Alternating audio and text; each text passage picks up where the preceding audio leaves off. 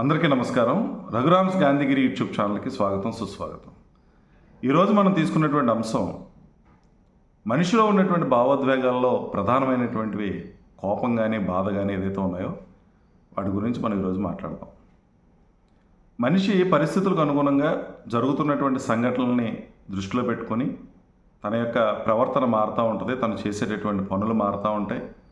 ఎదుటి వాళ్ళు ఏదైనా వాళ్ళ దగ్గర నచ్చంది కనుక చేస్తే వాళ్ళ మీద కోపం ప్రదర్శించడం, ఆ కోపంలో చేసేటటువంటి పనుల వల్ల బాధ మిగలడం అనేది సర్వసాధారణంగా మన జీవితాల్లో చూస్తూ ఉంటాం. కానీ ఇక్కడ ఒక విషయం మనం తెలుసుకోవాల్సింది ఏంటంటే కోపం అనేది చాలా ప్రమాదకరమైంది. ఆ ఎమోషన్ని మనం జాగ్రత్తగా మేనేజ్ చేయకపోతే చాలా రకాలైనటువంటి ఇబ్బందులు వస్తాయి. కోపం అనేది తాత్కాలికమైంది. కొంచెం ఆలోచన చేసి కొంచెం సమయం పాటించి కొంచెం ఓపికగా కనుక ఉండగలిగితే ఆ కోపాన్ని జయించడం పెద్ద కష్టమేమి కాదు. కానీ ప్రస్తుత సమాజంలో ఎవరు కూడా ఓపిక అనేది లేదు. కొంచెం ఆలోచించేటటువంటి తత్వాలు తగ్గిపోయినాయి, దూరదృష్టి లేదు. దీనివల్ల ఈ కోపం వల్ల ఏ విధమైనటువంటి నష్టం జరుగుతుంది అనేటువంటి ఆలోచన చేసుకోకపోవటం, వెంటనే ఇమీడియట్గా ఎవరైనా ఒకటి అంటే దానికి తిరిగి మాట్లాడేయటం, ఎవరైనా ఒక పని చేస్తే దాన్ని వెంటనే నొచ్చుకొని కోపగించడం, ఇవన్నీ కూడా మన జీవితాల్లో చూస్తూ ఉన్నాం. దీనివల్ల నష్టపోయేది ఎవరు అని అంటే మనమే నష్టపోతాం. ఒకటి, మానసికంగా బాధపడిపోతూ ఉంటాం. ఎప్పుడైతే కోపం వచ్చిందో నీలో రకరకాలైనటువంటి హార్మోన్లు చేంజెస్ రావటం, దానివల్ల ఉన్నటువంటి మనశ్శాంతిని పోగొట్టుకోవటం, ఆ పరిస్థితిని తట్టుకోలేక రకరకాలైనటువంటి ఇబ్బందులు కొని తెచ్చుకోవటం, ఆ స్ట్రెస్కి లోనవటం, ఇవన్నీ కూడా జరుగుతూ ఉంటాయి. కాబట్టి కోపం అనేది చిన్న పొర లాంటిది. దాన్ని జస్ట్ అలా తీసి పడేసాం అనుకోండి, ఇంకా అసలు ఇక్కడ కోపం అనేది ఏది ఉండదు.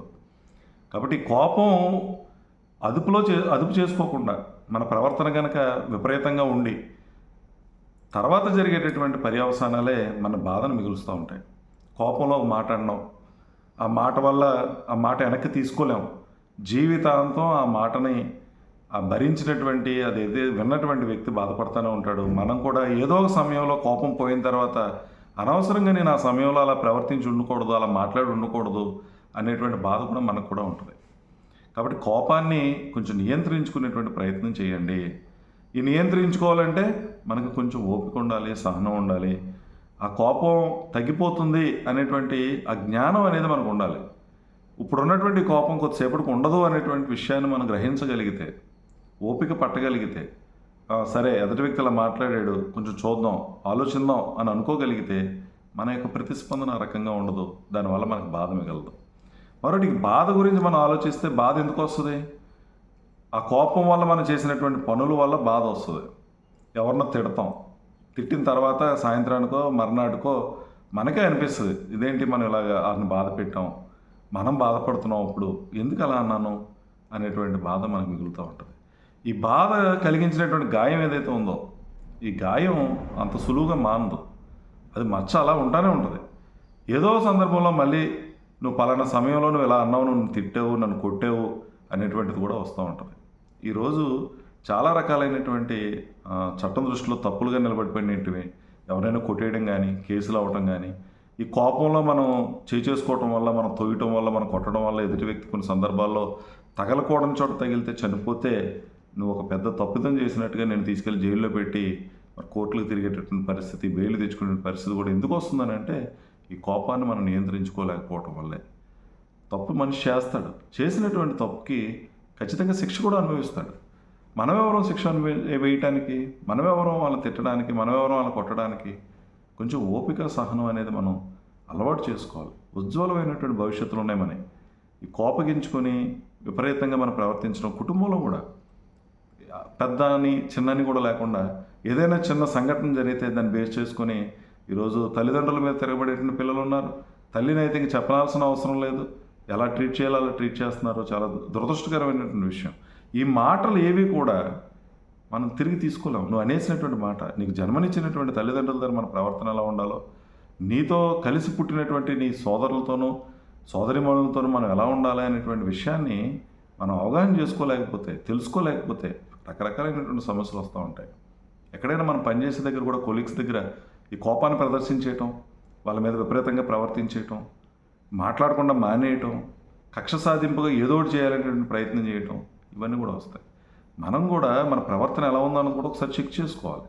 ఎదుటి వ్యక్తి కోపడ్డాడు అని అంటే, ఎదుటి వ్యక్తి నీ దగ్గర అలా ప్రవర్తించాడు అని అంటే, మనం ఆ వ్యక్తి దగ్గర మన యొక్క ప్రవర్తన ఏంటి, మనం ఏం చేస్తే ఆ విధంగా అతను రియాక్ట్ అయ్యాడు అనేటువంటి విషయాన్ని కూడా కొంచెం అవగాహన కల్పించుకోగలిగితే, తెలుసుకోగలిగితే మనకి కోపాన్ని అంత ఎక్కువ ప్రదర్శించాల్సినటువంటి పని లేదు. కాబట్టి కోపాన్ని చిన్నగా తీసుకోండి, అది చిన్న తెర అని చెప్పేసి ఒకసారి లాగి పడేస్తే చాలా హ్యాపీగా ఉంటుంది, ఇబ్బంది లేదు. కానీ బాధ అనే దాన్ని మాత్రం మనం మొయ్యాలని కనుక అనుకుంటే ఈ కోపాన్ని మనం ప్రదర్శించేస్తే చాలా బాధను మన జీవితాంతం మోయాల్సినటువంటి పరిస్థితి వస్తుంది. అదొక గాయం, అది ఎప్పటికీ మానిపోయినా సరే మచ్చలాగా ఉండిపోద్ది అనేటువంటి విషయాన్ని మీరు గమనించి ఈ భావోద్వేగాల్లో ఈ కోపాన్ని మనం మేనేజ్ చేసుకునేటువంటి ప్రయత్నం చేయండి. అలాగే ఎవరిని కూడా బాధ పెట్టేటువంటి ప్రయత్నం చేయకండి. ఏ వ్యక్తి అయినా సరే నేను బాధ పెడితే నువ్వు ఎంతలా ఫీల్ అవుతావు, ఎవరైనా ఒక చిన్న మాట అంటే నువ్వు ఎలా ఫీల్ అవుతావు, అలాగే మరి నువ్వు అనేస్తే మరి ఎదుటి వ్యక్తి కూడా అలాగే కదా ఫీల్ అవుతాడు. ఈరోజు అంతా ఏం జరుగుతుందని అంటే బలహీనల మీద మన యొక్క ప్రవర్తన చూపిస్తూ ఉంటాం. కుటుంబంలో ఎవరైతే మనం మాట అంటే తిరగబడకుండా ఉంటారో, పాపం ఎవరైతే రిలేషన్స్కి విలువిస్తూ భరిస్తూ ఉంటారో వాళ్ళ మీద మన యొక్క ప్రతాపం చూపిస్తూ ఉంటాం. ఇంట్లో ఉన్నటువంటి భార్య అవ్వచ్చు, ఇంట్లో ఉన్నటువంటి పిల్లలు అవ్వచ్చు, లేదా నీకన్నా చిన్నగా ఉన్నటువంటి తమ్ముడు అవ్వచ్చు, చెల్లి అవ్వచ్చు, వీళ్ళ మీద మన యొక్క ప్రవర్తన చూపిస్తూ ఉంటాం. ఎందుకంటే తిరగబడరు కాబట్టి వాళ్ళు. అలాగే ఉద్యోగాలు చేసే దగ్గర కూడా బాస్ కింద పనిచేసే వాళ్ళ మీద ఇష్టం వచ్చినట్టు ప్రవర్తన ఉంటుంది, కోపాన్ని ప్రదర్శించేయటం. ఎక్కడో కోపాన్ని తీసుకొచ్చి ఇంట్లో ప్రదర్శించేటటువంటి మహానుభావులు కూడా చాలామంది ఉన్నారు. కాబట్టి కోపాన్ని విడిచిపెట్టండి, దాన్ని నియంత్రించుకునే ప్రయత్నం చేయండి, మేనేజ్ చేయండి, కొంచెం ఓపిక పట్టండి, సహనంతో ఉండండి, దూరదృష్టితో ఆలోచించండి. దీనివల్ల జరిగేటటువంటి నష్టాలు ఉంటాయి అనేటువంటి ఆలోచన చేయండి. మాట్లాడే ముందు ఆలోచించి మాట్లాడండి. ఎదుటి వ్యక్తిని మాట్లాడనేవద్దు, అనేస్తే అది చాలా పెద్ద బాధను మిగిల్చేస్తుంది. కోపంలో నువ్వు చేసేటటువంటి దాడులు కానీ, కొట్లాడడం కానీ, ఇవన్నీ కూడా పోట్లాడడం కానీ, ఇవన్నీ కూడా జీవితంలో చాలా బాధను మనకు మిగులుస్తాయి.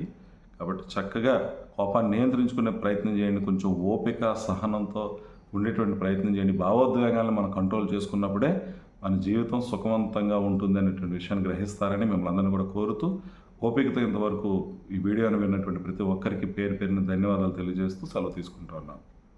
ఈ వీడియో మీకు నచ్చినట్లయితే లైక్ చేయండి, షేర్ చేయండి, కామెంట్ చేయండి. మరిన్ని వీడియోల కోసం ప్రక్కనే ఉన్న బెల్ ఐకాన్ను క్లిక్ చేయండి.